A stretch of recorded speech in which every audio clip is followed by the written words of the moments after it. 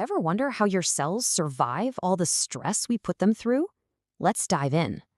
Okay, so your cells are always trying to keep things balanced. That's called homeostasis. Instead of just giving up, they fight back, and they've got a whole toolkit to do it. So what's in this toolkit? Basically, 4 main strategies our cells use to handle stress. First up, getting bigger. When stress ramps up, cells either bulk up or they multiply. So you've got hypertrophy, that's bigger cells, and hyperplasia, which means more cells. 2 different approaches. Your heart muscle is a great example.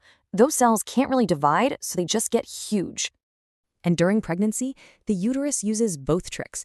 It grows like crazy, using bigger and more cells.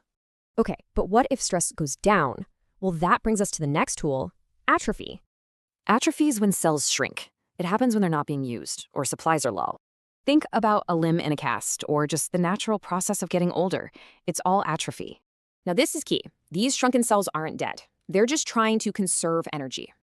All right, for our last tool, sometimes cells pull off a total career change to survive. It's not magic. It's stem cells being reprogrammed to create a totally different, tougher cell type. A perfect example is Barrett esophagus. The lining literally changes to handle constant acid reflux. But here's the twist. These amazing adaptations, they can have a really dark side.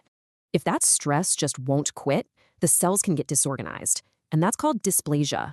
Dysplasia is a huge red flag, but here's the good news. It can be reversible.